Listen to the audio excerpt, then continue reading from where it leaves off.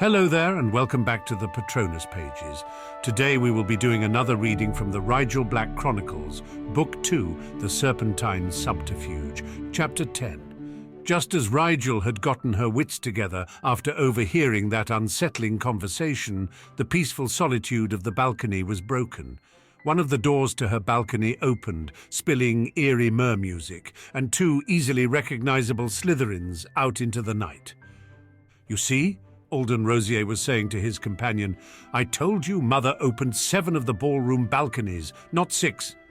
As always, the world bows to your superior understanding of it," Rookwood drawled. Rosier snorted a laugh, then seemed to pause. Their silhouettes were hard to see, being backlit by the ballroom light, but it looked like Rosier was peering intently at Rookwood from where she sat against the stone railing looking up at them. "Are you patronizing me?" "Would I dare?" Rookwood asked mildly. "I think you are," Rosier laughed a bit. "If you're already being sardonically patient with me, perhaps I should refrain from the refreshment table for a bit." "That would be wise," Rookwood agreed. He turned to look at Rigel, still sitting on the ground, and Rosier followed suit. "Aha, there's our wayward charge." Rosier came forward, and Rigel noticed his steps seemed to be a tad unsteady. Thought it was suspicious that one of the opened balconies was darkened and closed. I said to myself, who is the most suspicious person at the party? For that is bound to be the same person who closed up the balcony. And I answered myself, why, Rigel Black, of course. And lo and behold, here you are. Am I not terribly clever? Meanwhile, Rookwood had closed the doors to the ballroom again and moved to relight the lamp. Rigel was still trying to process the fact that Alden Rosier believed her to be the most suspicious person at Riddle's gala. Rosier crouched down in front of her and wagged a finger admonishingly. "Didn't I tell you not to wander too far, little imp? I told you Rookwood and I would find you. Didn't you think we'd find you?" Rigel looked questioningly from Rosier to Rookwood, who had an air of resignation about him. "Don't pay him any mind, Black. Alden has had too much punch." "Punch?" Rigel lifted a brow. "Has someone spiked it?" She dearly hoped it hadn't been serious. Rookwood shook his head. "Impossible. If someone can slip alcohol into the refreshments, what's to stop them from slipping in poison? No, the punch was intended to be alcoholic." Rigel blinked. "Pansy was drinking the punch." "She was drinking from the children's bowl," Rookwood said, glancing at Rosier, who had given up crouching and was sitting cross-legged in front of Rigel, mostly just staring at her curiously. "Alden was not." "Is it true you propositioned Edmund tonight?" Alden asked out of nowhere. Rigel glanced awkwardly away from the two upperclassmen. "Just a misunderstanding, Rosier." "Don't call me that," Rosier said absently, adding, "You should have come to me, you know. Edmund is such a tease, but I wouldn't have left you out here in the cold." Rigel, quite honestly, couldn't think of anything to say to that. "I think you've said enough, Alden," Rookwood said, stepping forward to haul Rosier to his feet. Rosier leaned against Rookwood tiredly. "Don't be cross with me, Edmund. You know I hate that. Didn't I tell you I was sorry about Alice? She only danced with me to make you jealous, old boy. Even I could see." "That's enough, Alden," Rookwood said, sighing. "What am I going to do with you?" "I don't care," Rosier said morosely. "Only don't be cross with me, Ed." He leaned up and gave Rookwood a smacking kiss to his cheek. "There," Rosier said. "Now you can't be—" Rosier suddenly slumped, and Rookwood shifted his weight to balance the two of them easily. Rigel scrambled up, but Rookwood waved her off and set Rosier gently down on the balcony floor. "No need for alarm," he told her, "just a mild sleeping charm. It will wear off in half an hour or so, I expect." Rigel noticed then that Rookwood's wand was in his hand, as he used the other to pluck Alden's handkerchief from his pocket. Rookwood first used the handkerchief to wipe off his cheek where Rosier had kissed him, then transfigured it into a pillow and placed it under his friend's head. She wondered briefly how he'd gotten around the underage magic restriction, but supposed that the Rosiers, like the Blacks, warded their home in a way that contained the trace. "Watch him, won't you?" he asked her, standing up and brushing his dress robes off. Rigel looked from Rookwood to Rosier. "I'm not sure that's a good idea." "You owe me for explaining to Pansy why she'd be dancing the third set with me, Black," Rookwood pointed out. "Just stay here until he wakes up, and don't let him back into the ballroom unless he's sober. His mother will be displeased to notice him missing, but even more displeased were he to embarrass himself." "I do owe you a favour," Rigel acknowledged, "but I am somewhat concerned about what this will look like once you leave." Rookwood gazed at her patiently. "I doubt anyone would think that about a boy your age." Rigel frowned. "I don't think age has much to do with it if you've got a wand." "A wand?" Rookwood broke off with an uncomfortable cough. "I fear we are once again on very different pages, Black." Rigel frowned. "I just don't think people will find it terribly implausible that a Black attacked the son of his host on a secluded balcony. My family history doesn't lend itself well to protestations of innocence." Rookwood blinked as though he hadn't considered that at all. "I'm sure they won't think you attacked Alden," he said with amusement. "But if they do, I will set them straight. In any case, it is unlikely that anyone will venture out here before the dancing ends, and by then Alden should be awake enough to explain." "All right," Rigel said, reclaiming her semi-comfortable seat against the balcony railing. There were runes for heat carved into the stone every several feet, so it wasn't really any hardship to remain out on the balcony for a little while longer. At least she now had a real reason to miss more of the dancing. The night was quiet, and it was easy to turn her mind to other things in the piece. After about 20 minutes, though, loud voices began to carry over from the next balcony over. There was a good 15 feet between the balconies, and the ballroom was circular, so it wasn't a straight line of sight from one balcony to the other. Rigel's balcony was downwind of the balcony next to it, though, so the voices carried rather clearly to where she sat.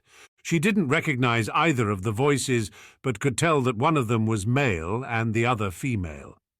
"Unhand me this instant, Rodolphus," the woman's voice said. "I am going back inside." "No, Bella," a man answered. His voice was deep, but not calm or rumbling like Rookwood's was.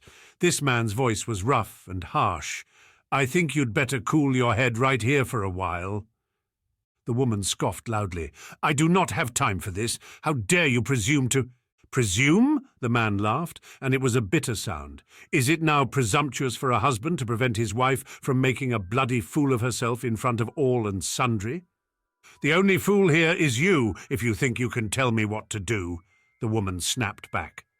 Rigel now had a pretty good idea of who the two were, and was feeling a bit uncomfortable about overhearing a domestic dispute between one of Archie's cousins and her husband. The only Rodolphus she knew of was Rodolphus Lestrange, and she only knew of him because he was married to Bellatrix Lestrange, née Black. Archie had made her at least attempt to memorize the last 3 branches of his family tree, and several of the most recent names had stuck by default. "You will listen to me, woman, or so help me, I will apparate us both home this instant," Rodolphus growled at his wife. "What is your problem, Rodolphus?" Bellatrix hissed. "You pull me away from a conversation with Lord Riddle himself to what? Complain that your wife isn't paying you enough attention?" There was a pause, in which Rigel wondered idly if her magic would stop up her ears if she asked it to, even though she really shouldn't use magic outside of school, wards or no wards. "Is that it, Ruddy? Are you jealous tonight?" "Hardly," Lestrange said shortly. "How could I be jealous of a man who doesn't even want you?" "Don't be that way, darling," Bellatrix said lowly, her voice barely carrying now over the wind. "I'll make it up to you. You know I always do." There were a few moments of silence, in which Rigel tried not to imagine what was happening, just one balcony over. This night had really been a shock to the sensibilities, and she was starting to wonder if maybe Lily had had a point about not wanting Archie to attend. "No, Bella, stop this now," Lestrange said, his voice even more rough than before. "You will not win your way so easily this time. I tell you, this must stop." "You don't really want me to stop," Bellatrix's voice said seductively. "Bella," Rodolphus said, breaking off with a low groan. "That's it," Bellatrix said coaxingly. And then there were no more words, only vague and uncomfortable noises that caused Rigel to flush with embarrassment on their behalf. She sat in the dark and just prayed to Merlin that no one discovered her. The only thing more embarrassing than being stuck listening to other people trysting would have to be being caught listening to other people trysting. Just then a low groan cut through the other, more distant groans coming from the next balcony. Rosier twitched on the ground next to her and let out another groan, slightly louder. Cursing silently, Rigel leaned over and covered his mouth with her hand. Rosier blearily opened his eyes and froze. He peered at her, his gaze sharpening rapidly as it adjusted to the lamplight. "It's Rigel Black," Rigel whispered, leaning over. "You are on one of the balconies at your family's mansion. Rookwood left you out here to sleep off your state of mind." Rosier grunted questioningly, pointedly looking down to where her hand covered his mouth. Rigel smothered a smile at what a ridiculous night this was turning out to be. "In the next balcony over, my cousin Bellatrix and her husband are indisposed. I'd rather they not notice us here." Rosier's eyes widened, and he sat up, pushing away her hand with a grin. "Oh, Mother will have a fit when she hears," he said cheerfully. "Shh," Rigel said, frowning. Rosier gave her an impatient look. "Oh, desist, Black. We are downwind, obviously." Indeed, the moans coming from the balcony next to them were becoming more and more difficult to ignore. "Besides," he produced his wand with a flourish, "we are wizards, in case you've forgotten." "Underage wizards," Rigel pointed out. She was subsequently ignored.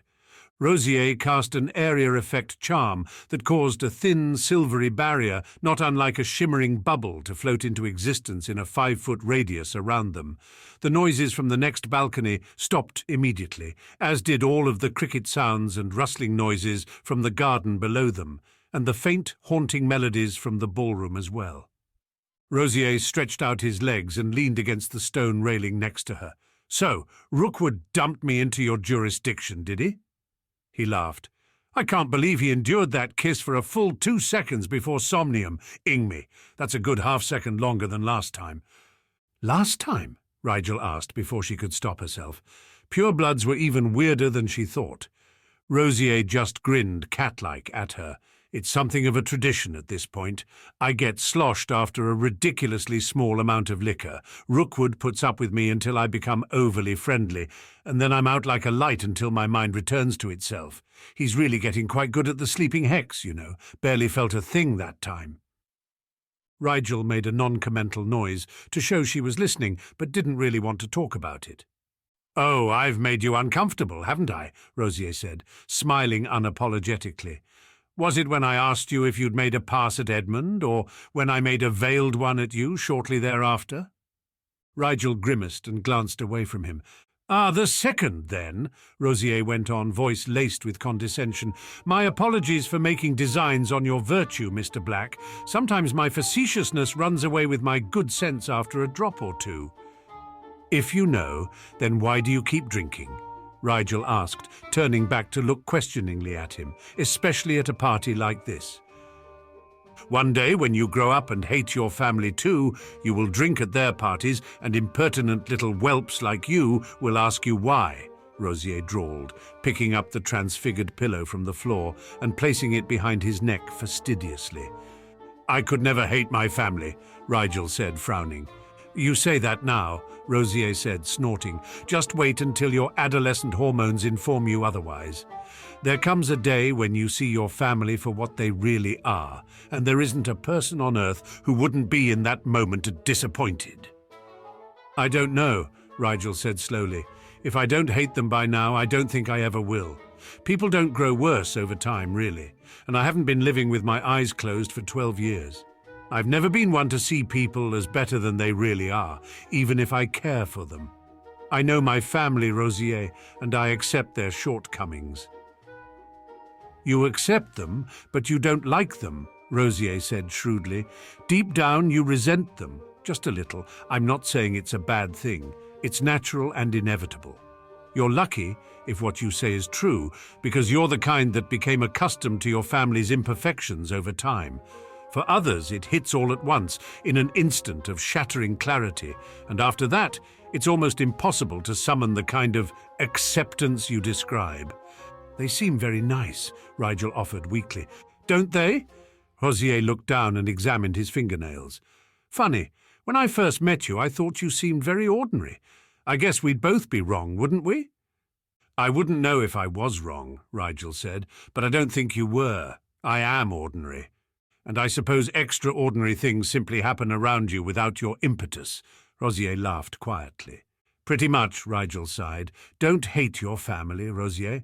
I know it's presumptuous of me to say so, but my father has spent his whole life hating his family. He met his own brother tonight for the first time since Mum's death, and they barely knew what to say to one another. It's satisfying hate, but it doesn't really help anything. Neither does pretending to love when the feeling is gone, Rosier said, peering sideways at her. Is that what you do, Rigel Black? Pretend? Rigel shrugged a bit helplessly. I wouldn't know how, Rosier. Acting was never really my strong suit. Irony must be thick in the air tonight, was all he said in reply. And don't call me that. It bothers you, Rigel said, raising an eyebrow. That's the second time you've said that to me tonight. Yes, Rosier exhaled sharply. It does. My friends call me Alden. We're not really friends, Rigel said. Ouch, Rosier laughed. How unflinchingly honest you are, Rigel. My last name doesn't really bother me, Rigel said. Feel free to use it. You become awfully prickly once you think someone's getting too close, Rosier said mildly. I wonder, did you make it this difficult for Pansy and Draco? Rigel vaguely recalled periods in which she flatly ignored her now friends in the vain hope that they would just go away and lose interest in her. I think I was worse, actually. Perhaps I should apologize. Don't, Rosier said dismissively. That would belittle the prize they won in outlasting you. In any case, you should never apologize for the past. Only do things differently in the future. They sat in silence, each thinking thoughts the other probably couldn't imagine. Do you think they're, done? She motioned toward the next balcony with her hand after a few minutes. Rosier took his wand out again and cancelled the noise-cancelling spell. They couldn't hear anything at all, and Rigel smiled a bit with relief. I think the music has stopped too, Rigel said. So? Rosier said. That means the dancing is done, Rigel said, standing up. So it is safe to venture indoors once more. Rosier laughed. Am I to understand that the only reason you agreed to be my sitter was because you are afraid of being asked to dance? You make me sound like a girl, Rigel said, playing the part of a scowling boy. You are acting like a girl, Rigel, Rosier informed her cheerfully. How about this, though? He added, standing up as well. I will protect you from the hordes of ravenous female hormones in exchange for you not leaving me in my moment of vulnerability. Rigel felt compelled to point out, I've already traded a favour with Rookwood for doing that. Rosier shook his head with amused exasperation, then be grateful that I offered to help you at all. Thank you, Rosier, she said somewhat sarcastically. At the look he shot her, she amended her words quickly. Alden, Alden Rosier smiled his strange little smile at her and swept open the balcony doors with a flourish. You are most welcome, Rigel Black, most welcome indeed. The lights in the ballroom were so much brighter than she remembered. People were once again making use of the full space to mill about it, having been standing in rather close quarters, while the dancers took up a good third of the floor. Alden made a beeline through the crowd, and Rigel simply followed him. She was operating under the assumption that since Rosier was a good head taller than she was, he would be better equipped to find people in a crowd, and that anyone he knew well enough to seek out, she had at least a moderately good chance of recognizing as well. That was how she ended up standing shoulder to shoulder with Rookwood, Selwyn, Pusey, and Bowl. No one raised an eyebrow at her presence, so she could only assume that by now everyone knew of Sirius Black's unusual presence at the New Year Gala. They talked of Quidditch for a while before the conversation turned to owls, and which tests required more studying for than others. Rigel absorbed the information without really being very interested in it, though she did note with a tad bit of self-satisfaction that the two most common practicals for the potion owl seemed to be the strengthening solution and the invigoration draught. The first was almost as difficult as Snow-Hit, and the second she'd been brewing for Crate for months. As talk moved to idle gossip, a young man with a beautifully angled face and a haughty expression joined their group with an elegant nod to Rosier, whose answering nod was just a hair too stiff to be welcoming. The newcomer was pale, with jet-black hair and eyes an icy blue. "Quite an affair, Rosier," he said, gesturing with his eyes alone at the rest of the room. He held a long-stemmed glass of champagne in one hand and kept the other at his side, hidden from view by his robe sleeve. Usually, it was considered impolite to allow your hands to be hidden within your sleeves at a social event, as your host might assume you were holding your wand out of sight. But the newcomer's expression made Rigel think he simply didn't care what anyone thought of him. "How kind of you to say so, Lestrange," Rosier said blandly. "You know Edmund, of course, and Alice. I believe you know Lucian as well." "Rookwood," the haughty boy nodded shortly. "Selwyn, Bowl. This is Adrian Pusey, a 4th year in Slytherin House," Rosier went on. "And this is Rigel Black, 2nd year, also in Slytherin House. Adrian Rigel, this is Calum Lestrange, 6th year at Durmstrang." "I've met your older brother, Pusey." Lestrange inclined his head to the proper degree. "He's got a good head on his shoulders." "He'll be pleased you've remembered him," Pusey demurred, not quite looking Lestrange in the eye. Then Lestrange set his icy gaze on her, and she thought she could well understand why the Lestrange heir was already a name spoken very carefully in some circles. Sirius had once described him as a nasty piece of work, though he'd also called him a pathetic little mama's boy, so Rigel hadn't taken his description too seriously at the time. "Well met at last, cousin," Lestrange said, voice dripping with irony.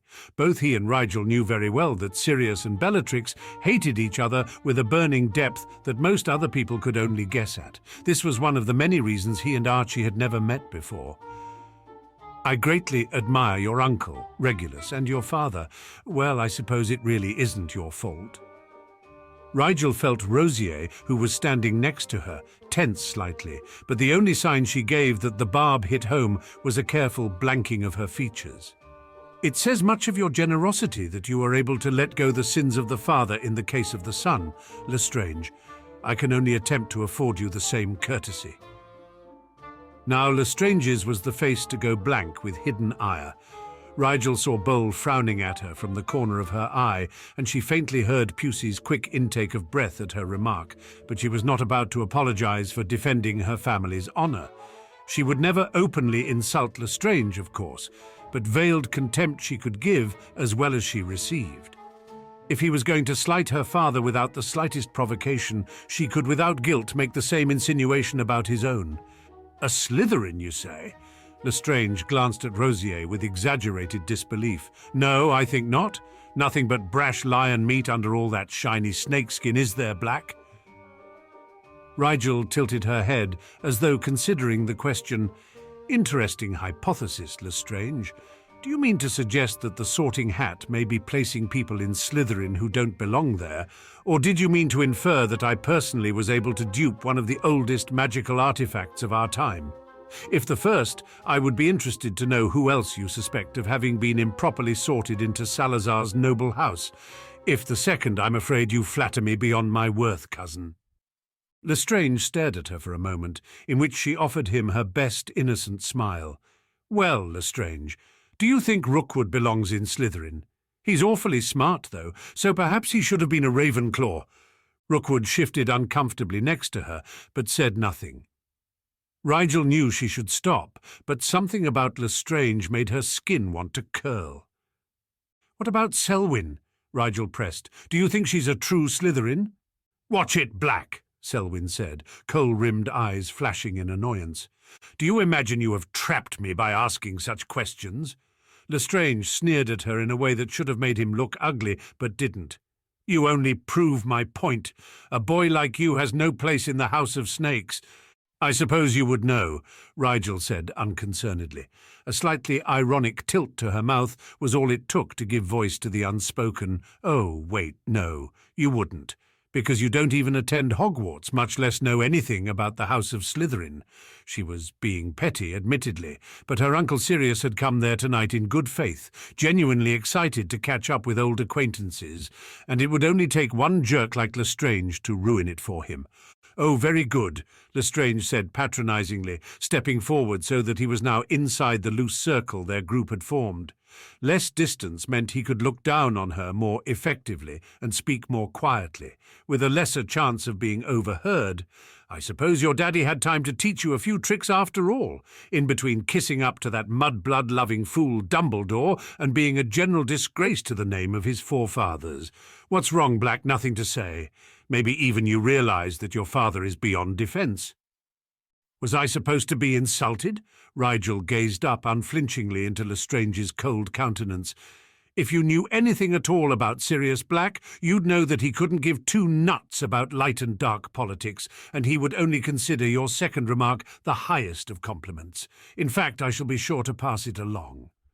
"Well, pass this along too," Lestrange hissed, stepping forward once again.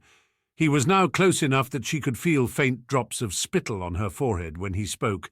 "You tell the blood traitor that if he thinks he can make nice in our ballrooms and then go home and fuck his filthy werewolf whore and laugh with his blood traitor boyfriend and that mudblood bitch, well, some of us would savour the chance to correct his thinking." Rigel didn't hear Rosier's quietly forceful admonishment or see Bole subtly restrain Pusey from stepping in. All she could hear were the words werewolf whore and mudblood bitch echoing like gunshots in her head. All she could see was Calum Lestrange's smug, conceited face, and all she could feel was that condescending jerk's stupid, pure-blooded spit on her face. "Get him away from me!" she screamed internally. Her magic answered her call faster than she could comprehend, much less regret. It was coursing through her body once moment, and the next it was expelled forcefully from her chest. Lestrange, who was at that point mere inches in front of her, caught the full brunt of it. The magic slammed into his torso, and the only thing more satisfying than seeing him literally scoot backwards on his heels a good 5 feet was seeing the expression of complete shock on his face as it happened.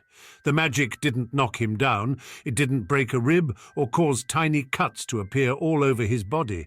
He looked no worse for wear at all, and not even a single drop of champagne had spilled from his glass. The magic did no more or less than shoot him back to the exact same spot he had occupied when he first walked up to their circle, and that, more than anything, satisfied Rigel. It made exactly the right point, without leaving him anything to put up a fuss about and get she and Sirius thrown out for. There was a moment of complete silence as the other 5 stared between Rigel and Lestrange, obviously at a loss for what to do. They couldn't defend Rigel's actions without seeming to sympathize with blood traitors, even though Lestrange had definitely crossed an invisible line when he descended into open mudslinging and poorly veiled threats. They also couldn't support Lestrange without looking like just as much of an ass as he did, even if any of them had been inclined to support Lestrange. Judging by the carefully controlled anger on more than one face, Rigel wouldn't bet that Lestrange had made any lasting friendships that night by his words to her. Rigel was the first to break the silence, or perhaps she was the only one who could. "Excuse me, friends, but I must go and seek out Draco before he accuses me of avoiding him. Good evening." She turned and walked away without glancing back, weaving through the crowd quickly to escape the eyes that followed her departure wordlessly. She was still extremely upset about what Lestrange had said, but the further she moved away from the situation, the less she was inclined to dwell on it. It had been ugly and unnecessary, yes, but it was dealt with, so it was time to let it go as best she could. After all, if she did nothing but brood over all the petty, cruel people in the world, she wouldn't have time to sleep. Rigel left the ballroom and followed a house elf to what was being used as the gentleman's restroom that night. She wet Archie's handkerchief in the sink and began wiping her face as thoroughly as she could without rubbing it raw. She may have been in the process of forgetting Lestrange's words, but she'd be damned if she was going to walk around with his slimy DNA on her skin all night. There came a knock at the door, just 2 polite raps, and Rigel quickly patted her face dry before opening the door with a murmured apology. "Hello again, nephew." Rigel looked up into the face of Regulus Black and bowed slightly. "Uncle, I trust your evening has been pleasant?" "Diverting, at least," Regulus said. He gazed at her for a moment, then said, "Were you crying, boy?" Rigel blinked, startled, then realized what her red and freshly scrubbed face, coupled with the fact that she was locked in the bathroom, must look like to the other man. "No, uncle," she said, mouth tilting wryly. "I was unfortunate enough to come into contact with a substance of questionable sanitary value and merely sought to remove it before danger of infection set in." "Pray tell, what sort of substance could you have possibly encountered at Rosier Mansion that would cause you hygienic apprehension?" Regulus asked with a lifted brow. "Saliva," Rigel said sardonically, "from the mouth of an unwashed Lstrange. Not that there's anything wrong with Lestranges," she added belatedly, having forgotten who she was talking to in light of her disgust at the entire situation. "I'm sure not all of them are, well..." She peered up at Regulus to see if he was offended by her less-than-complimentary words about a pure-blooded family he probably mingled with often. She nearly flinched at the look of cold anger upon his visage. This was a man much more frightening than Calum Lestrange. "And how exactly did Lestrange spit end up on the face of the black air?" Regulus demanded. His grey eyes looked like storm clouds, his face pinched with ire. Rigel backtracked quickly. "It does not matter, uncle. I have taken care of it." "You?" Regulus sneered. Rigel simply nodded. "Yes, me. We have settled our differences, and the only thing remaining was for me to prevent the onset of rabies. As you can see, that has been accomplished as well, so the matter is concluded to my satisfaction." "And to your father's?" Regulus countered coldly.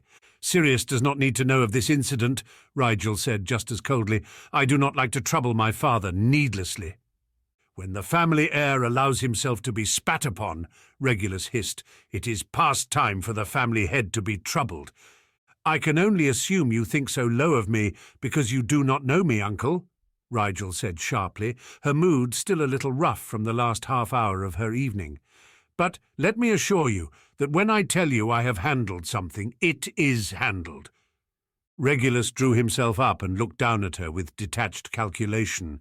"So you may claim," he said eventually, "but know that if I hear it whispered among my colleagues that the Black heir is weak, I will not stand idly by. The House of Black cannot afford another weak family head, and if I think for a moment that you are unfit for the responsibility, I will see to it that it is never yours to bear." "I await your judgment then, uncle," Rigel said, bowing once more. "Please excuse me." She ventured back into the ballroom, weary beyond belief at the night that was somehow still not over. Perhaps it had been a mistake to come here. Perhaps she had been a fool. She caught sight of platinum-blonde hair through a gap in the crowd and felt her spirits lift. The night was not finished yet, and she had to find her friends once more. She pursued the flash of blonde hair through the crowd until she came face to face with its owner. It was Mrs. Malfoy, and she smiled down at Rigel with serenity that was like a balm on her agitated nerves. "Rigel, we've hardly seen you all night," Narcissa said. She touched Rigel's shoulder lightly and said, "Come this way. Lucius and Draco are with Mr. Riddle's party." Rigel was not at all sure she wanted to see Riddle again that night, but it would be both churlish and revealing to break away from Mrs. Malfoy now, so she allowed the elegant lady to guide her through the crowd until they came to the very centre of the ballroom, where a large group of people stood conversing. The group was so large, in fact, that there seemed to be several conversations going on inside of it, with different people participating to varying degrees in each. Mr. Riddle stood between Mr. Malfoy and Mr. Parkinson. Beside Mr. Parkinson was a woman Rigel recognized easily from the Black family tapestry as Bellatrix Lestrange. She was beautiful in a wild, untamed sort of way, but Rigel privately thought Narcissa to be the fairer of the two sisters. Next to Mrs. Lestrange stood two men who must have been brothers, both incredibly tall and muscular, with dark, watchful countenances. They would be Rodolphus and Rabastan Lestrange, Rigel presumed. Next to the Lestrange brothers stood Lord and Lady Rosier. There were many others in the group she didn't recognize as well. Mrs. Malfoy stepped into place between her husband and her son, who stood at Mr. Malfoy's right hand. Draco turned to make room for his mother and smiled when he spotted Rigel following behind her. "There you are. Pansy is monstrously cross with you," Draco informed her slyly, motioning her to come and stand between him and a heavy-set wizard she could only vaguely remember meeting before. "Either Crabbe or Goyle Senior," she thought. "I shall find a suitably degrading way to beg her forgiveness," Rigel said, smiling a bit. "Having a pleasant time, Draco?" "I suppose," Draco said. "Nothing terribly exciting has happened, but now that you're here, I expect that will change rather abruptly." Rigel put a hand to her heart in mock vexation. "It's as though you want strange things to happen around me, Draco.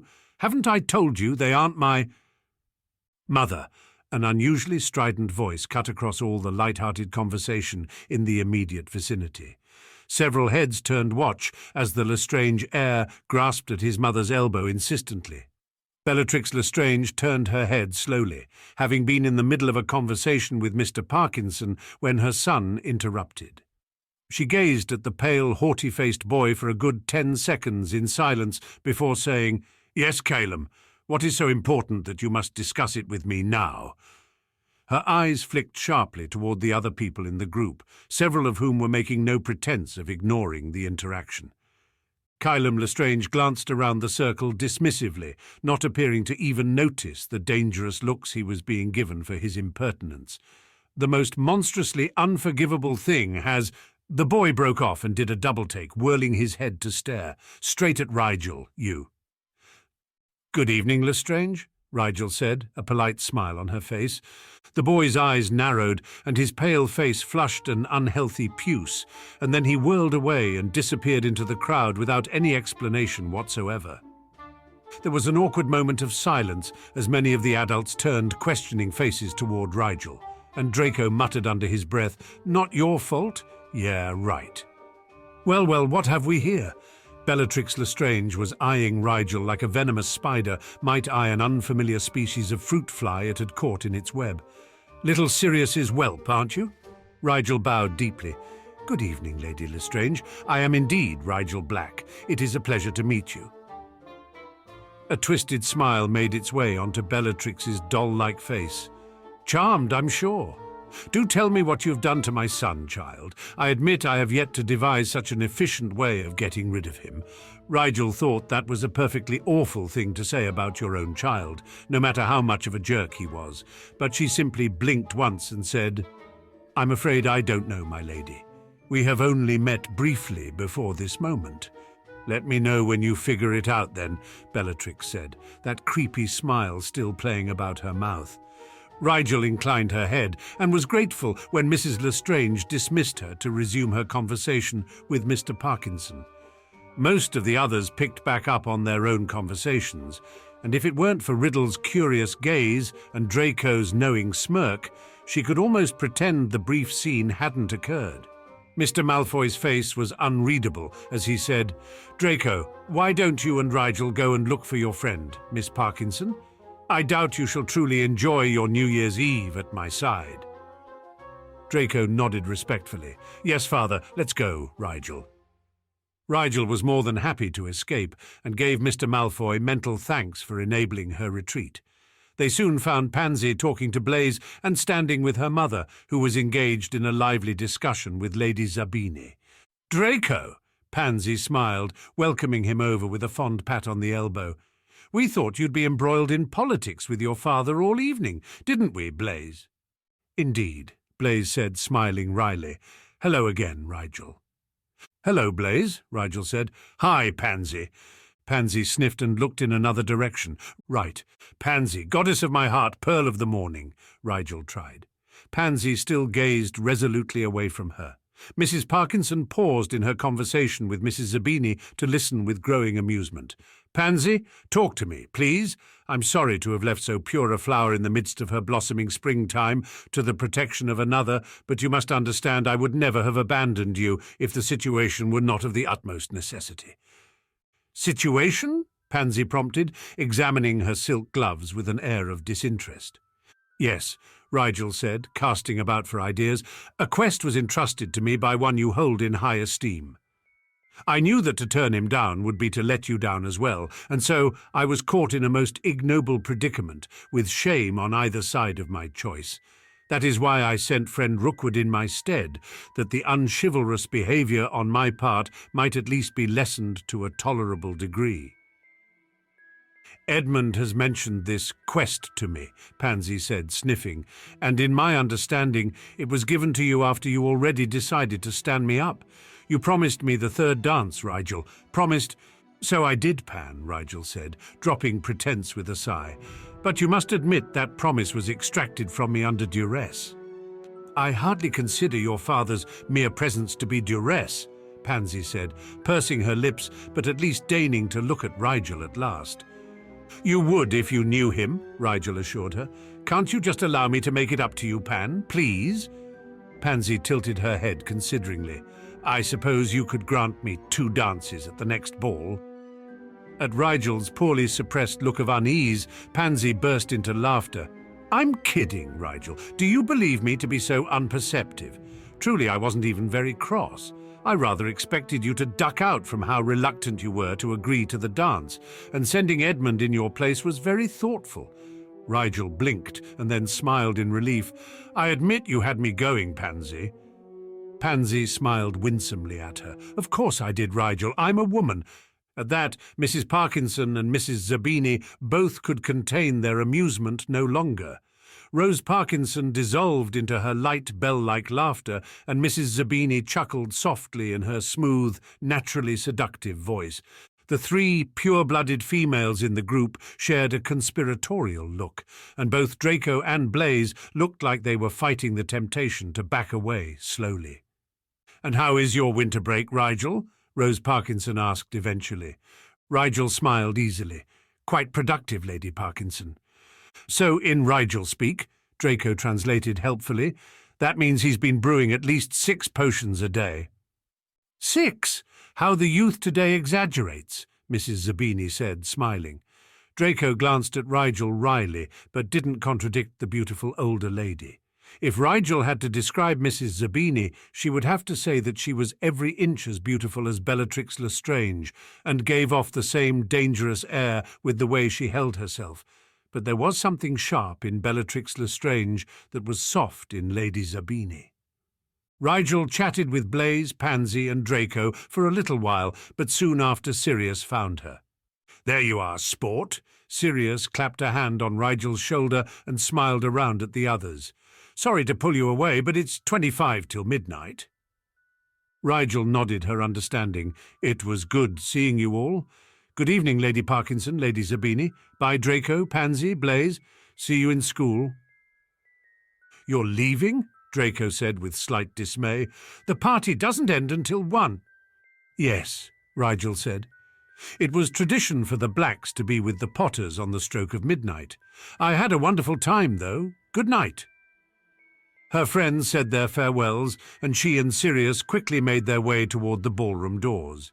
The exit apparition point was in a different room than the entering apparition point, just off the hallway where the guest restrooms were located, so they didn't have to climb the ridiculously long staircase again. Sirius said he'd already made their excuses to Lord and Lady Rosier, thanked them for their hospitality, etc., so all that was left to do was go. Before they reached the apparition room, however, a voice from behind them in the hallway called them back. "Wait, Lord Black." It was Alden Rosier, hurrying toward them. "My apologies, but may I speak to Rigel for a short moment before you leave?" Sirius turned questioning eyes on Rigel, who nodded slightly. Her uncle checked his watch, then said, 5 minutes. He went on ahead. "What is it, Alden?" Rigel asked. Rosier smiled briefly, then his face grew serious. "Listen, Lestrange is an ass. I'm sorry that happened in my family's ballroom." "I've already forgotten it," Rigel said. Well, he hasn't, Rosier said. Guys like Lestrange are more than willing to hold a grudge for even the pettiest of perceived slights, and you showed him up proper, in a way he can't even prove, since it was obvious you didn't even have your wand out. Rigel opened her mouth, but Rosier shook his head. I don't want to know how you did it, or if someone else did it for you. What matters is that Lestrange looked like a fool, and he knows it. Just be careful, all right? Try to avoid him from now on, and watch your back around any of his relatives. Rigel nodded. Thank you for the warning. I will be careful. Sure you will, Alden smiled ruefully, something like worry clouding his eerie golden eyes. Happy New Year, Rigel. Rigel smiled back, no trace of concern revealed on her own face, despite all that had happened since 8 o'clock that evening. Truly, the night had seemed like a lifetime. And to you, Alden. She gave one last nod, then turned and hurried after Sirius. They still had 15 minutes, but she wanted to have a moment to switch back with Archie before the clock struck 12. -0. -0. The rest of winter break passed too slowly for Harry. She had finished her homework ages ago, it seemed, and even all her extracurricular studies couldn't keep her occupied for long. It was therefore with relief that she stowed away her green contacts and boarded the train as Rigel Black almost 2 weeks after the start of the new year. About an hour out from London, however, Rigel began feeling strange. She developed a mild headache, which was nothing unusual for her, except that she hadn't been reading in dim lighting that day. She thought perhaps she was dehydrated and bought a water off the trolley, but the headache persisted. A short time after that, she felt herself growing unaccountably fatigued. Rigel's eyelids began to droop, and before she knew it, she had fallen asleep in her seat, head pillowed on the armrest between her chair and Draco's POV. Draco looked down at the head of short black curls resting innocently on his armrest and wondered if anyone else realized how completely incongruous Rigel Black's appearance was with his true nature. Rigel Black was, to be blunt, fragile-looking. Elegant features ran in many pure-blooded lines, but Rigel's face was just plain delicate. Before Rigel had joined the Quidditch team, Draco would have guessed that his pale skin was a result of the obnoxious amount of time Rigel spent cooped up in the dungeon brewing. Now, however, he knew that Rigel simply didn't tan, ever. Somehow, he could spend hours in the sun flying and return indoors just as ghost-like as he'd left. His almost sickly appearance, when compared with the other boys in their year, however, didn't have anything to do with Rigel Black's ability, mental or physical. He kept up easily in Flint's training sessions and had his own exercise regimen on top of that, one which Draco meant to attend more than a couple of times a week, but never seemed to wake up in time for. He was also, quite possibly, the smartest person Draco knew. Well, that wasn't quite true, Draco corrected himself as he turned his gaze from the top of Rigel's head to the train window. It wasn't that Rigel was smarter than Draco was, exactly. In class, Rigel learned at the same pace he and Pansy did, and while neither he nor Pansy were what you'd call mediocre in the intelligence department, they weren't geniuses either.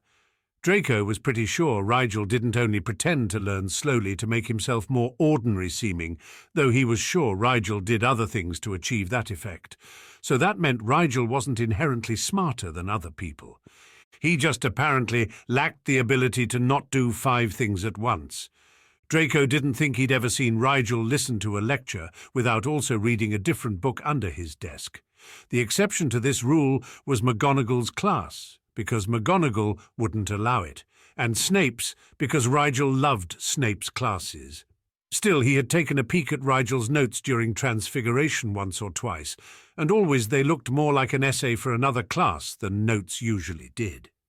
If someone had told him how much Rigel could learn over the course of a month without telling him anything else about the boy, Draco would have probably assumed he had access to a time-turner. Once you actually paid attention to what Rigel did with his time, however, it became clear that if Rigel had access to a time-turner, he'd have graduated Hogwarts already and be halfway to solving Merlinian arithmancy. He was just that alarmingly efficient, so his short stature and delicate features were little indication of the strength of Rigel's character, And yet, Draco sometimes couldn't entirely look past them. Like now, with Rigel having fallen asleep without warning and seemingly without even realizing it. He looked the picture of vulnerability. Before meeting Rigel Black, Draco would have said he was the type to be unmoved by displays of weakness.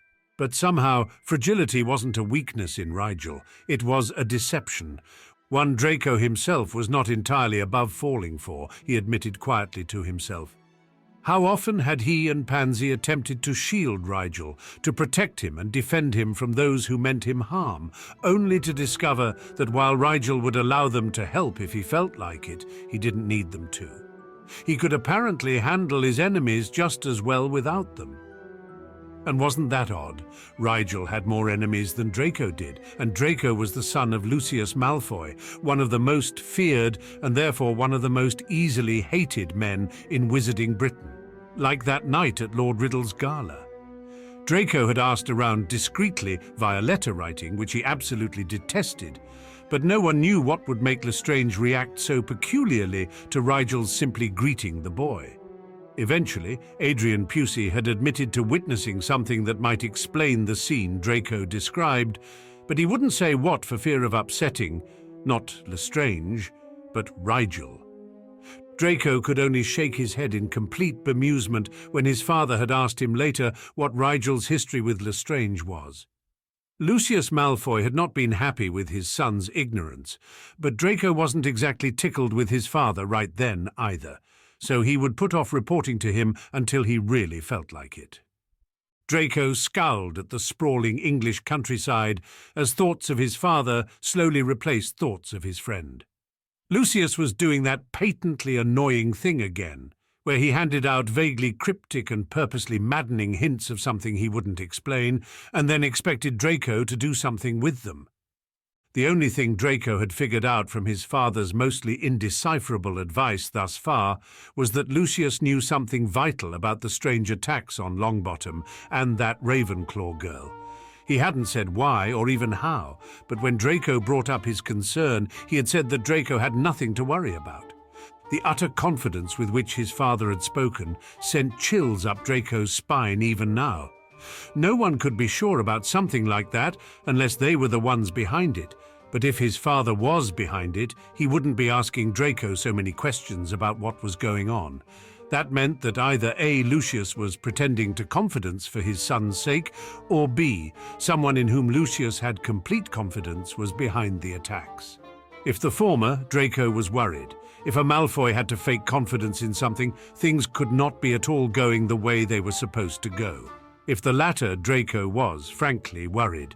That sounded a little too much like the sleeping sickness for Draco's comfort, considering he'd almost died because of that sickness. In fact, he had almost died less than a week after his father had sounded supremely confident in the interview he gave to the Prophet. Draco scowled even harder at the countryside. All in all, the situation was not looking good. "If you burn a hole through the glass by glaring at it, I hope you'll take responsibility for what the wind will do to my hair," Pansy said from her seat facing him. She was between Millicent, who was reading her charms textbook, and Blaise, who was having a conversation with Theo about Latin-based versus rune-based magic. Draco changed his expression to one of fond amusement as he turned his gaze from the window to his other best friend. And wasn't that a strange thought? Best friends with a girl. "I could easily take such responsibility," he said teasingly, "but I'm not sure how that would help your hair." Pansy laughed, and the world suddenly didn't seem as ugly as it had from the disgruntled corner of his thoughts. "Fair point. I shall have to distract you from your unhappy thoughts then, if my appearance is to be saved from certain ruin." "Your presence alone is diversion enough," Draco said, quirking a smile at her. Pansy truly was a gem. Patient and kind, she was sure to be the social catch of their year when she matured. Draco knew his parents were already looking subtly for signs of a prospective match, and honestly, it wouldn't be bad, he thought. They were already friends. And even if some part of him felt that that was all they'd ever be, it was still more than a lot of people had in a marriage. She was smart and bound to be pretty if the pictures he'd seen of her grandmother, whose colouring she took after, were anything to judge by. Pure-blooded girls weren't exactly thick on the ground in their generation, and Draco sincerely believed he could do a lot worse than Pansy Parkinson as a wife. "Draco, are you quite done zoning out?" Pansy gazed at him with amusement, and Draco felt a bit sheepish for how far his thoughts had carried him. He didn't need to worry about stuff like that for several years at least. Shaking himself out of the inane mental trench he seemed to have been digging, Draco concentrated on the present. The future could always wait. "Diversion enough indeed," Pansy said, her eyes bright with secret laughter. "What a fibber you are, Drake." "Drake?" Draco raised an eyebrow. "That one's new." "Well," Pansy said, cheeks turning the slightest bit pink, "we all seem to have different nicknames for one another, but I didn't have a different one for you." "Do we?" Draco said, surprised. "You haven't noticed? Boys," Pansy said, as though that one word were explanation enough. "You call me Pan sometimes, but Rigel just calls me Pan. You call Rigel Rye sometimes, and he occasionally calls you Dre. So now I'm calling you Drake." Draco smiled softly. "I like it. What will you call Rigel, though?" "I'm not sure," Pansy frowned. "Rye is really the only good nickname for Rigel, and I don't want to do a variation on Arcturus because he really doesn't seem to like his first name much." "His father uses it," Draco pointed out, "though sometimes Rigel refers to his father by his first name as well, so maybe it's an inside joke." "Yes, isn't that odd?" Pansy remarked. "Actually, there's something odd about Rigel's entire relationship with his father, don't you think?" Draco leaned over to get a look at Rigel's face, to make sure it was still relaxed with genuine sleep before answering, "I agree. Some of the things Black says don't really make sense, at least not in relation to the Rigel we know. It's like he's trying to be an entire different person when he's with his father," Blaise interjected. His expression was that of someone explaining something obvious. Draco frowned, a bit put out that Blaise thought he knew Rigel better than they did. "You weren't even there when we met his father at the station." "I observed Rigel with his father at the gala," Blaise said easily. "What interaction I witnessed was brief but rather obvious. Besides that, there's he and his father's correspondence.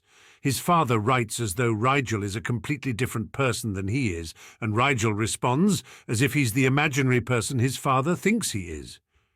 "You read his mail?" Draco scowled. "Why would either of them do that?" Pansy asked, looking perplexed. "Is it some kind of code?" "I suspected that at first, but after seeing them at the gala, it became clear to me that it was a regular facet of their relationship," Blaise said. His voice was detached, almost clinical, but there was something concerned in his eyes as he spoke that made Draco think Blaise probably cared more about other people than he liked to let on. Blaise seemed to visibly hesitate before going on to say carefully, "It also seemed to me that only one of them was aware that anything about the situation was odd." Millicent, who had stopped reading her book some time ago to listen in, looked completely shocked. You think that Rigel's father believes him to be something he is not, and that Rigel completely supports and even actively encourages this mistaken belief. That is beyond absurd.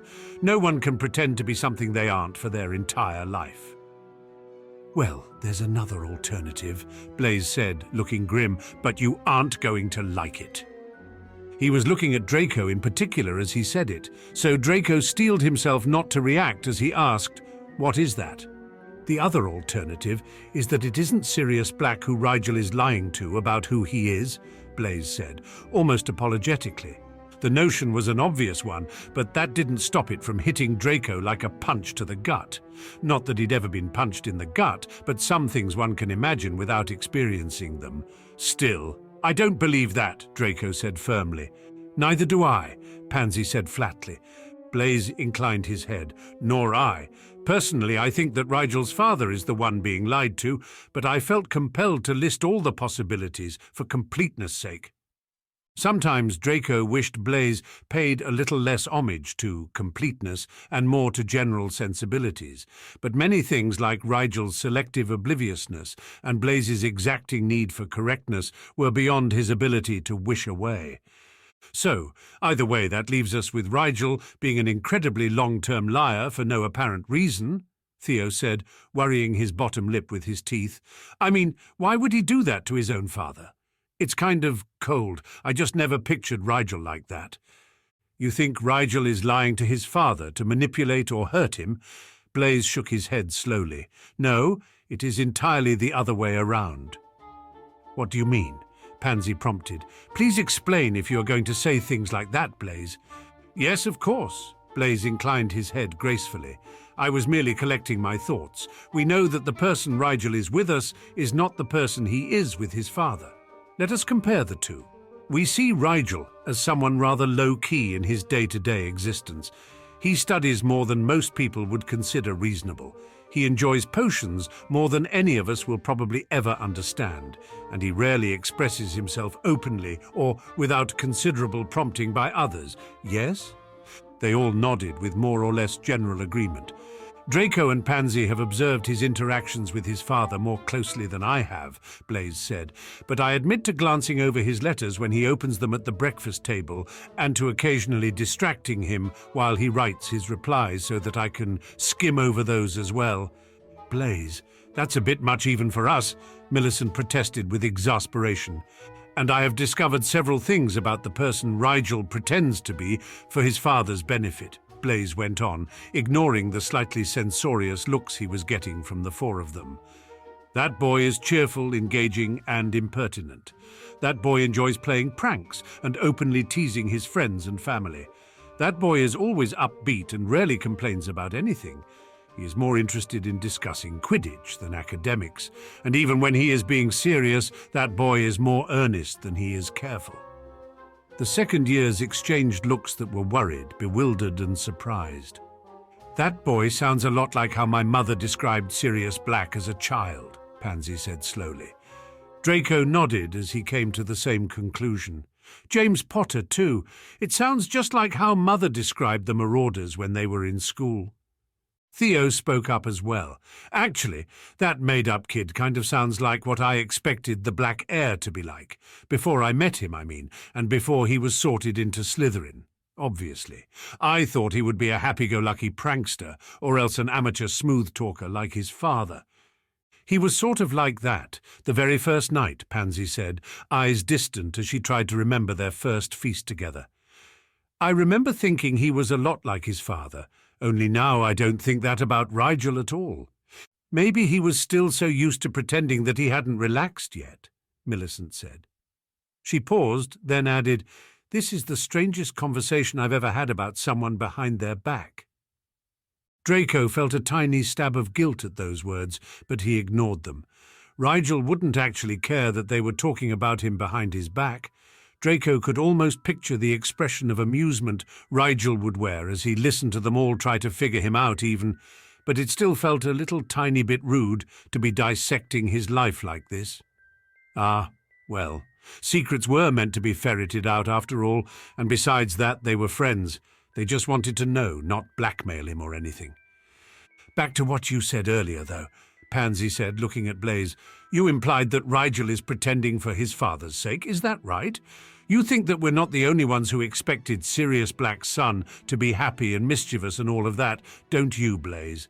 You think Sirius Black expected those things from his son too, and Rigel goes through these elaborate motions so that he doesn't disappoint him. Blaise inclined his head slowly. That is one possible theory, yes. But parents don't want their children to lie to them, Millicent protested. They want them to be happy. Black thinks his son is happy, Blaise said, shrugging.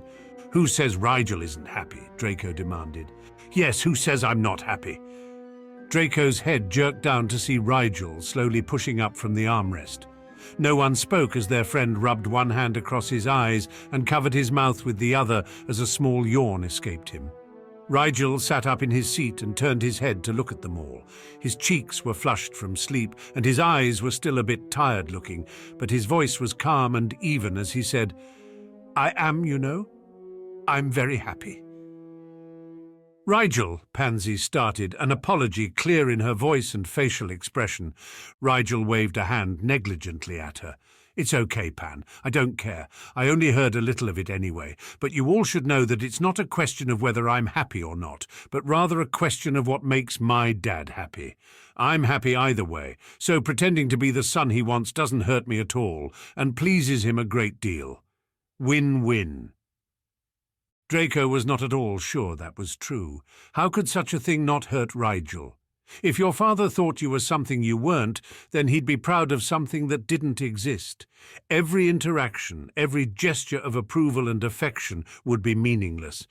Draco couldn't think of anything that would be more painful than willingly diverting his own father's love onto something else, something that wasn't even real. And yet, Rigel didn't even see anything wrong with it. Most of the time, Rigel's inside didn't seem to mesh with his outside at all, but at moments like this, everything about Rigel seemed as fragile as fairy glass. His world just didn't make sense to Draco. Rigel's life was so completely unstable, his actions contradicted with his other actions, and adding in his words only made things even worse.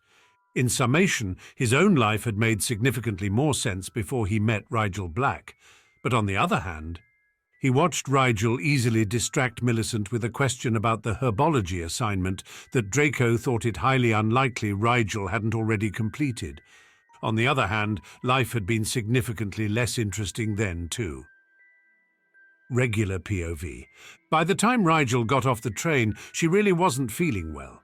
Her headache had disappeared for a while after her nap, but had come back with a vengeance during the last half hour of the trip.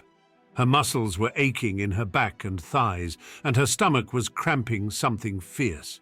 She was worried she might have caught some kind of bug over break. She had been in contact with Merlin knows how many people between her frequent trips through Diagon and Nocturne Alley and the New Year's Eve party. All she wanted to do was sleep, but she was pretty sure you couldn't skip the welcoming feast just because you wanted to.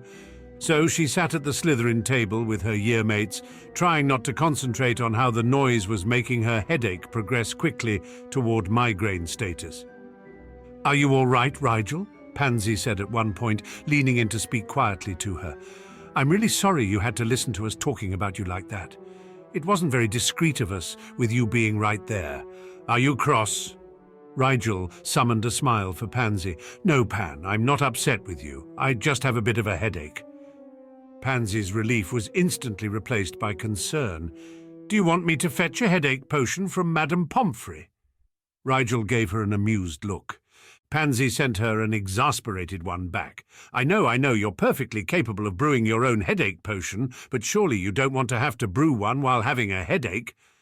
Rigel smiled. "Thanks, Pansy, but I've got a few already made in my kit. I'll take one when we get back to the common room." Pansy patted her arm gently. "Very well then. If you need anything, though, please ask." "It's really not that bad," Rigel said reassuringly. When Pansy turned to answer a question Theo asked her from her left side, Rigel rubbed at her temple agitatedly. She drank as much water as her cramping stomach would allow. Then, when she felt that she had surely stayed long enough to be polite, she excused herself as discreetly as possible. Draco stood along with her. "You don't have to, Draco," she said distractedly. "Enjoy the feast." Draco took her elbow as though he knew she was feeling worse than she acted, and walked with her slowly to the doors. "You're not supposed to go wandering alone, remember? None of us are. It's only the 5th time I've told you that. You never listen." "I'm listening right now," Rigel said tiredly as they took the steps down to the dungeons. "Then you never remember listening when the time comes to actually act on the information you were supposed to be hearing," Draco said, no small amount of annoyance colouring his voice. "I know you told Pansy you have a headache, but you've been flushed since you woke up on the train, and you were holding your stomach earlier under the table where you thought no one would see. What's wrong?" Rigel had to laugh a bit at that. "You are too observant for your own good, Dre." "I am exactly as observant as I need to be to stay ahead of your ridiculous pretenses," Draco said, "many of which appear to be all too automatic for you at this point, if I may say so." "I'd rather you just think it," Rigel said. She paused to yawn. "But I suppose it would be a feat beyond my meagre capabilities to actively prevent Draco Malfoy from speaking his mind. So, sure, go ahead and say so." "Ha! Draco said. "That was so funny I almost forgot that you never answered my question." "Oh, wait, no I didn't. What's wrong, Rigel?" Rigel grimaced. "I'm not sure. My stomach hurts, my muscles ache, I have a headache, and I'm more tired than I should be, considering I've done nothing but sit on a train all day on more than 7 hours of sleep." "So you're sick?" Draco made Rigel stop for a moment so he could put his hand on her forehead. "You're a bit warm, but it could just be because you're tired. We should go to the hospital wing." "You know I hate healers," Rigel said, starting toward the common room again. "I don't think you hate anything," Draco said. "You know I really dislike going to see healers," Rigel corrected herself with a sigh. "So you've said." Draco glanced at her sidelong. "But so far, no reasoning that makes any sense has been offered to back that statement up." Rigel said disinterestedly. "If it gets worse, I'm getting Snape," Draco said firmly. "Sure," Rigel said, smiling her thanks at her blonde friend. "It's probably nothing, though. I hardly ever get sick, and it doesn't last long when I do." "So in other words, your immune system is way overdue for a reality check," Draco drawled. Rigel just shook her head. They arrived at the common room entrance and stopped. Draco looked at Rigel and Rigel looked at Draco. "Do you—" "No." "Well, damn," Draco said. "We really thought this one through." Rigel laughed a bit. They really were idiots, walking all the way down there without knowing the new term's password. Then again. "Hey, Draco," Rigel said casually, "do you want to know a secret?" Draco stared at her for a beat. "I can't believe you just said that. We're Slytherins, Rigel. I suppose tomorrow you'll ask a Ravenclaw if he wants to read a book?" "Is that a yes?" Rigel said, smiling slyly. "For Salazar's sake, you'd better tell me," Draco huffed, "or I shall decry you to all and sundry as a complete tease." Rigel laughed softly. "Okay, but don't tell anyone, besides Pansy, I mean." "Given," Draco agreed quickly. Rigel turned to the common room wall and twisted her thoughts in the way she had grown accustomed to doing around her uncle's pets. "Open," she hissed quietly. The wall slid open at once, and Draco sucked in a surprised breath beside her. He hurried her into the common room and checked it for occupants, before turning and saying softly, "There's a secondary password for the common room in Parseltongue. That's brilliant, Rigel. How did you figure it out?" "Wait," Draco made a face. "It's not something obvious like Salazar, is it?" "Worse," Rigel said, chuckling softly. "It's open." Draco snorted incredulously. "You're joking. I guess it wouldn't matter, since no one else would even understand, but really? That's so—" "I know," Rigel said, still smiling. "I could barely believe it when Pusey's snake told me. Maybe Slytherin figured it was so obvious none of his descendants would think of it. A double bluff of a sort." "Maybe." Draco tossed a glance at Salazar Slytherin's portrait, but he wasn't there at the moment. "Either way, that is seriously cool. How long have you been able to do that?" Rigel shrugged. "Pusey's snake told me in November, but this is the first time I've used it." Draco's face was alight with pleased satisfaction. "Thank you, Rigel, for telling me one of your secrets." "It was either that or stand outside and wait for a prefect," Rigel joked. Her smile faded a bit and she added, "Most of the time I don't really mean to keep secrets from you, Draco. I just forget I have them, until something like this reminds me." Draco looked resigned. "I'm not going to ask how you can forget about a secret that is that useful, because it's you. So tonight I'm just glad you told me." Rigel huffed once more with amusement, and then started toward their dormitory. "Well, I'm for bed." "You napped on the train?"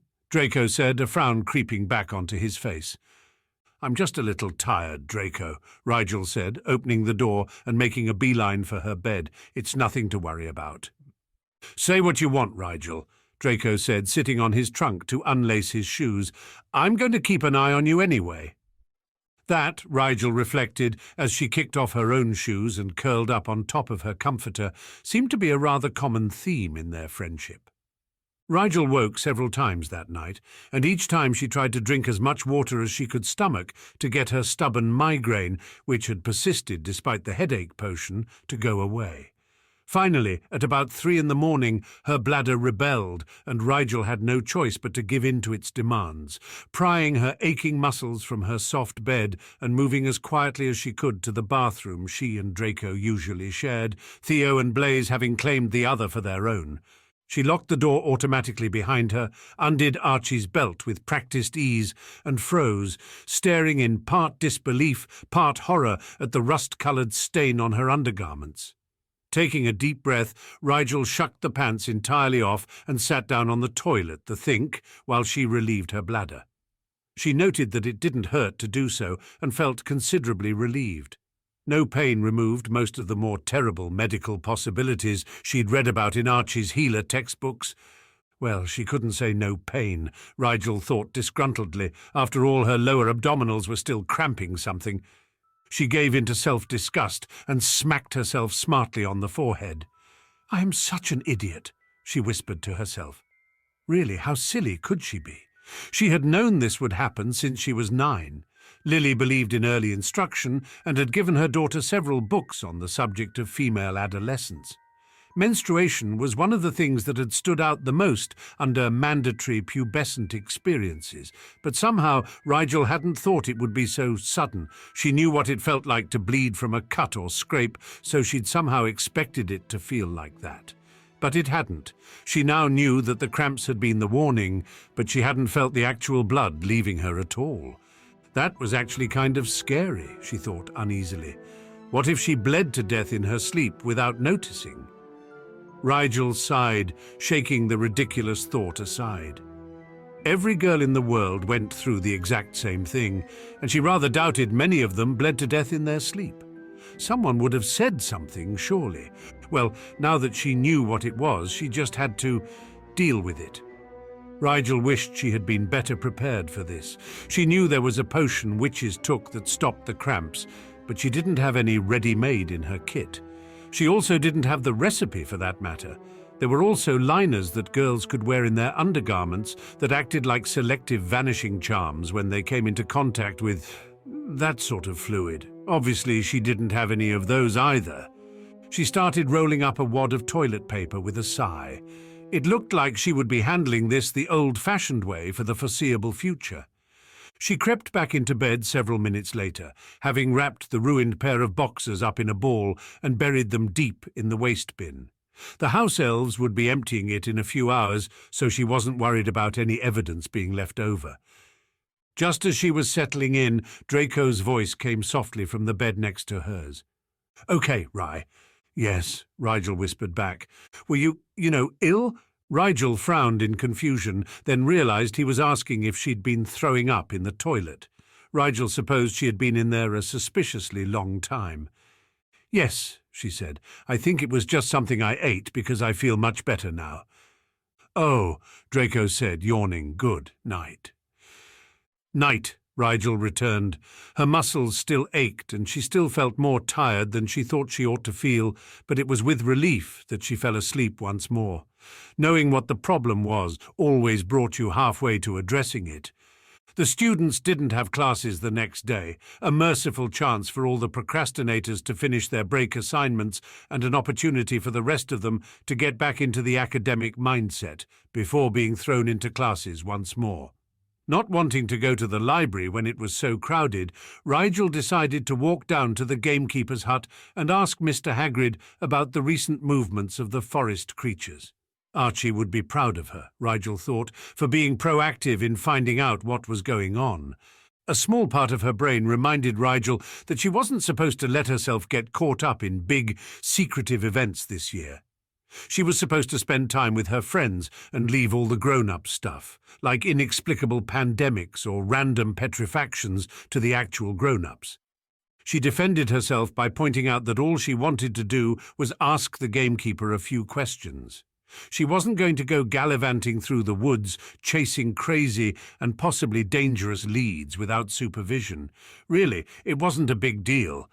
The sun was high overhead when she knocked on the gamekeeper's door. She recognized the sound of a large dog barking. Fang, she remembered, and then the gamekeeper's ruddy face peeked out at her. "Why, Mr. Black, hello, hello. Back, Fang. Sorry, he's just happy for company, that's all." Rigel smiled in a friendly way. "That's all right, Mr. Hagrid." "Just Hagrid," the gamekeeper said gruffly. "Well, Hagrid," Rigel said, "I'm sorry to drop in unannounced like this, but I was wondering if you could answer a question for me." Hagrid's face was wary, but he came outside and sat down on his stoop anyway.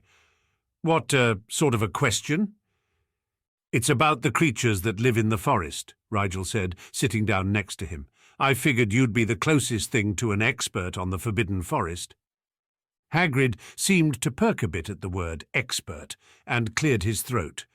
"Well, I suppose I do know a thing or two. What's your question?" "I was wondering if you'd noticed any of the forest's inhabitants doing anything odd lately." Rigel said, "I mean, have animals usually found in certain parts moved to other parts, or disappeared completely? Or perhaps you found some suspicious remains lying about—" "Hold up, what's all this?" Hagrid peered down at her with a furrowed brow. "What are you so interested in the critters for?" "I'm doing research on what's been petrifying students," Rigel admitted, seeing no harm in being honest. It wasn't against the school rules to look for clues, after all, and Hagrid didn't seem a likely candidate for the person at Hogwarts supposedly reporting to Mr. Riddle. "I was thinking it might be some kind of animal, but anything with the power to petrify things must be a predator. And usually, if one wants to figure out where the predator is, all one has to do is look at where the prey are moving away from." Hagrid's face turned very white, and he shook his head quickly. "I don't know nothing about anything. Don't ask about... Just don't ask." Rigel looked up at the big man with concern. "Are you all right? I didn't mean to upset you, Mr. Hagrid." Hagrid put a large hand to his head. "Just bad memories, young Mr. Black. Never mind, never you mind." "Memories?" Rigel's interest was piqued. "What do you mean?" Hagrid flushed purple. "Nothing, I didn't mean nothing." Rigel gazed at the older man for a moment, slowly turning the word memories over in her head. "Hagrid, has something like this happened before? Does it remind you of something similar? Something you found in the forest, maybe? Because some of the things that might be petrifying students are very long-lived. So if you can tell me where and when you remember something similar to the petrifaction, it might help identify it." "It's not the same," Hagrid muttered. "It's nothing to do with the chamber. Merlin, please, not again." Rigel inhaled sharply. "The Chamber of Secrets? Is that the chamber you mean?" Hagrid looked alarmed, and Rigel shamelessly pulled out her best look, wide eyes brimming with hopeful expectation. "Please, Mr. Hagrid, I think you're right. That chamber is definitely connected." After Rigel had overheard the phrase at the gala, she had done some digging, but all she could find were vague myths about a hidden chamber somewhere within Hogwarts itself, built by Slytherin. There was nothing about petrifying kids in the myths at all. Maybe Hagrid knew what the connection was. Hagrid looked extremely uncomfortable. "You shouldn't be asking such questions, Mr. Black. Look, you're a good lad. Help me with Fang's stomach aches and all, but you don't want to get mixed up in this mess." "Please, Mr. Hagrid," Rigel said. "I know it must be difficult for you, but it's important that we all do our best to figure out what's hurting those kids. We all have to be very brave and put our information and skills together, or evil will triumph unchallenged." She thought that might have been laying it on a bit too thick, but Hagrid looked at her consideringly. "I reckon you might be right," the gamekeeper said slowly, looking over toward the forest. "It's just... You have to understand, it wasn't me." Rigel blinked. "I didn't imagine it was you hurting students, Hagrid. Really, I just thought you would know the most about the forest." "I'm glad you think that," Hagrid said, his voice heavy with something old and weighty. "Only that wasn't what a lot of people thought, the last time a couple of kids turned up petrified." Rigel barely suppressed a glint of triumph. Hagrid did know something important. She listened carefully, then with growing alarm as Hagrid told her the story of why he was expelled from Hogwarts and all he knew of the circumstances regarding the opening of the Chamber of Secrets. "All told, there were 8 students petrified before it stopped," Hagrid said. "But they were all fine in the end, right?" Rigel said. "I mean, once the petrifaction was cured—" Hagrid shook his head slowly. 7 were all right after a bit of mandrake draught, but the last one, oh, kid, the last one wasn't just petrified. She was She was... Rigel put a hand on Hagrid's elbow. I understand. I'm sorry. Nice girl she was, Hagrid said, pulling out a handkerchief and blowing his nose before continuing. After they found poor Myrtle, they had to do something. When Riddle found my Aragog in that cupboard, well, I suppose it was only natural that they assumed I... Hagrid broke off, blowing his nose again. Only I didn't. You have to see I wouldn't have. Never. I told him to ask Myrtle if she ever saw me when it happened, but she was too distraught, crying and carrying on. They couldn't get a coherent testimony, so they just... That's awful, Hagrid, Rigel said, meaning it. A giant spider couldn't have petrified... Wait, did you say Riddle found Aragog, as in Lord Riddle, the SOW party leader? Rigel found that to be a rather difficult coincidence to swallow. Something indecipherable crossed Hagrid's face. Yeah, he was just a kid then too, a prefect and all. He found Aragog on one of his patrols. I don't care for the likes of that party much, but it weren't really Riddle's fault what they assumed. Bad timing, I guess. He said this with the blank intonation of someone who had been telling themselves such a thing for many years, either using the statement to comfort themselves or else trying to convince themselves of it. So then, she said carefully, trying not to be insensitive but needing to know, do you think it's the same thing that it was last time? Hagrid shrugged a bit. Not sure. The petrifactions look the same. But 50 years ago, the ones attacked were all Muggle-borns. It was before they were banned from attending, you know. There weren't any explosions neither. And back then there were messages, terrible things, written up in blood on the wall. Another one every 2 or 3 attacks, always going on about mental pureblood stuff. Slytherin's old propaganda, mixed in with twisted threats and things. Ruddy awful those were. This time, it's too different to say for sure. Hagrid sounded a bit hopeful as he said it, but Rigel's stomach sank. There had been a message like that, twisted and puritanical, only it had never been seen by more than 4 people. So the 2 incidents, 50 years apart, were somehow directly related, and she also now knew that the threat included and underlined by the killings of Mrs. Norris and her kittens was not idle at all. Whoever had done this had killed before the same way. It made Rigel angry to think of some poor young girl named Myrtle being killed for no other reason than the blood she bore. What kind of a world did they live in that someone thought an accident of birth worth killing over? She had always thought it unfair that Muggleborns and half-bloods like her didn't get the same opportunities as purebloods, and she had often considered it annoying that she had to go through so much extra effort just to reach the same heights, but never before had she been outraged on behalf of Muggleborns and half-bloods. How dare they think they could get away with this? Rigel could not let it happen again, even if this time it would be a pureblood with whom the same sick point was hammered home. Her face set into a determined scowl. She was going to figure out what was doing this, and she was going to make it stop, and then she was going to make it regret ever starting. Her magic stirred restlessly within her as her emotions roiled and churned, but with no outlet it could only burn in her gut like a torch, fueling her purpose with its heat and strength. She said goodbye to Hagrid and thanked him profusely for his help. He gave her a few more half-hearted admonishments about getting involved in things she oughtn't, which Rigel solemnly ignored. Rigel stopped at Snape's office on her way back to the common room, intending to pick up that month's list of potions approved for brewing. Before she could ask for it, though, Snape pinned her with a serious look and said, "Mr. Malfoy believes you are ill." Rigel mentally rolled her eyes at her friend. He really was too dependent on authority sometimes. "I felt a bit sour last night," Rigel said, "but luckily it passed. I am completely healthy today." Snape studied her under lowered brows. "As you appear to be neither ill nor lying, I am inclined to ignore Mr. Malfoy's assessment this time. Do not neglect your health." "Yes, sir," Rigel said. "Now, I imagine you are here for this." Snape pulled a piece of parchment from his desk. "How embarrassingly predictable of me," Rigel said, grinning as she stepped forward to take the list eagerly. She looked at it, then blinked. There was only one thing written on it. Polyjuice potion. Rigel felt herself smile irrepressibly. It was nothing she hadn't made before, but still, this is a newt potion. It's only considered such because of the tedium involved in both time and preparation, Snape said dismissively. In actuality, it is less magically draining than many fourth-year potions due to the preparation being drawn out over the course of a month.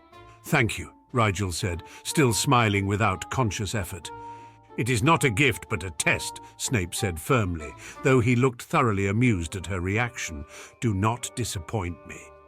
I won't, Rigel said. How many batches can I— 1, Snape said. 1? Rigel blinked, deflating a bit. She wasn't worried about leaving room for error, but she hadn't brewed only 1 potion at a time since— Actually, she couldn't remember when she had last brewed just 1 cauldron of something, let alone 1 potion for an entire month. Make it perfect, Snape suggested. Yes, sir, Rigel said, frowning a bit at how bored she was going to be until February. Snape made an exasperated noise. You impertinent child, stop pouting. You will only be working on 1 potion in your personal time this month because you will be assisting me in your free time as well. Assisting? Rigel could feel her smile coming back and repressed it with effort. What kind of work will I be assisting with, sir? Snape levelled a look at her that made it clear he could see the smile straining at the corner of her mouth and was not at all impressed by her attempts to dissuade it. My work, Mr. Black. I'm in the midst of several experimental and therefore delicate and dangerous projects, and if you do anything other than exactly what I tell you to do, you will wish you were allowed to make 1 potion a month when I am done locking up your laboratory. Is that clear? Very, Rigel said. Thank you, Professor Snape. I'm so honored that you'd include me in— You will stop that this instant, Mr. Black, Snape snapped irritably. I detest flattery of any kind. All I require from you is an extra pair of hands this month. If you perform adequately, I shall consider allowing you to assist with other projects in the future.